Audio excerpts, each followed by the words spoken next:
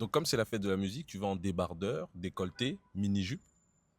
Tu sais qu'en enfer, il fera beaucoup plus chaud. Comme là, c'est la fête de la musique, tu te dis, je vais aller gérer les londoniennes en débardeur, en short, frangin. Tu sais qu'en enfer, il fera beaucoup plus chaud que ça. Alors, ça, c'est un discours qu'on entend très très souvent dans le cercle des églises, des milieux de prière, etc.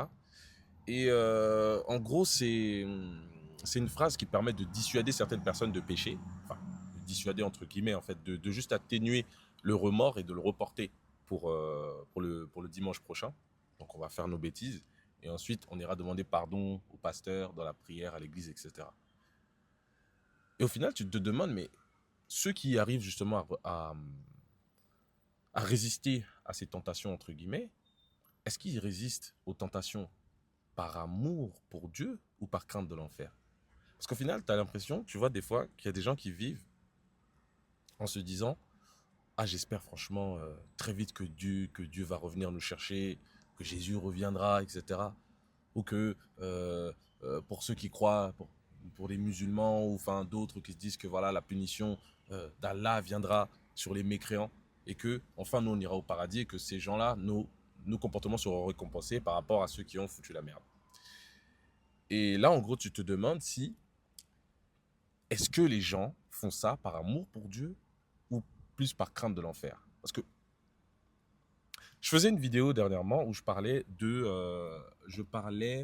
des combats spirituels. Et je disais qu'il fallait, au bout d'un moment, sortir un peu des combats spirituels et chercher la paix du cœur. Il y avait une question qui revenait très souvent, on me demandait, au final, mais qu'est-ce que c'est que la paix du cœur? Et donc, pour expliquer ça, donc, je disais dans cette vidéo-là, beaucoup de gens dans les combats spirituels font des choses qui sont contraires à leur âme. Et quand ces choses-là qui sont contraires à leurs âmes, c'est quoi? C'est que toi, tu sais, par exemple, que tu vas à la fête de la musique et que tu déranges personne avec ta mini-jupe ou ton décolleté et que tu le fais pour toi. Ou que toi, tu vas à la fête de la musique, oui, certes, tu vas gérer le londonienne, mais voilà, c'est un truc qui est amusant pour toi et tu ne penses pas faire de mal à quelqu'un. Ou même dans un autre contexte, tu vas à la fête de la musique, tu vas écouter du jazz, l'autre, il sort dehors, il aime écouter tel ou tel type de musique, mais c'est que cette chose-là, en fait, c'est pas une chose qui est euh, vue comme un péché pour lui, même pas un péché, on va dire une chose qui est malsaine pour lui, une chose qui est malsaine pour toi.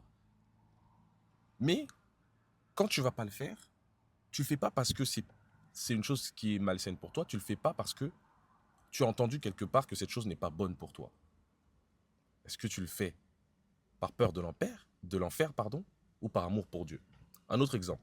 Il y a certains frères dans les églises qui, eux, souvent les tontons là, qui vont aller accoster les jeunes filles, que ce soit dans les églises ou dehors, parce qu'ils vont les voir habillées d'une certaine manière, des habits serrés avec des formes, jolis sourires et tout, lui dire que voilà, ma soeur, ta façon de t'habiller, etc., c'est pas bien, sache qu'il y a telle chose et tout.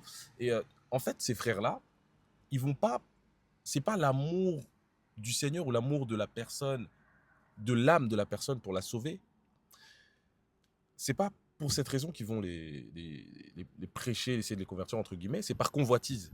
Parce que lui, dans son cœur, il aimerait avoir une de ces typères comme ça. Il aimerait avoir une petite comme ça et tout. Bien, bien, hein, full make-up, pépé et tout. Mais, comme il sait que selon les Écritures, selon l'endroit où il est, le cercle, l'église, etc., il sait que c'est pas une bonne chose. Donc, ça va se transformer en un amour divin, ça va se transformer en un appel pour aller sauver les âmes. Sauver quelle âme, frérot? T'es sûr que c'est son âme que tu veux sauver? Hmm. Donc, au bout d'un moment, je répète, c'est que les gens font des choses qui sont contraires à leurs âmes. La jeune femme qui est là, elle se vante auprès de tout le monde que oui, jeune femme, moi j'ai 31 ans, j'ai jamais eu de petits copains, etc. C'est une bonne chose. Et je le fais pour Dieu, le Christ et tout, mais tu vois que à l'intérieur d'elle, il y a une contradiction dans son âme qui lui dit que Frangine, c'est bien et tout, mais au bout d'un moment, t'es pas la publicité de la chasteté. Et quand je parle de chasteté, je ne parle pas forcément d'avoir des relations intimes avec une personne que tu n'as pas envie d'être, etc. Chacun respecte ses valeurs. Moi, je parle vraiment des gens qui font des choses qui les tuent. Et là, en fait, c'est ce que je veux dire même dans... On va reprendre même l'exemple de la Bible. Il y a la Bible qui dit que les lois de Dieu sont gravées dans les cœurs des hommes.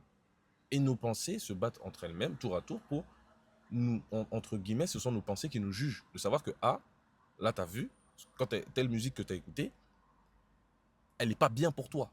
Parce que c'est des trucs qui te mettent pas dans un bon état. Mais telle autre musique, ça glorifie peut-être pas Jésus, mais elle n'a rien de mal.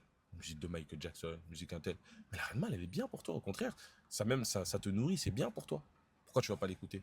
Parce que soi-disant, tel pasteur a dit, parce que soi-disant dans mon cercle religieux. Et c'est là que beaucoup se mettent dans des pièges qui font des choses qui sont contraires à leur âme. Et qu'est-ce qui se passe?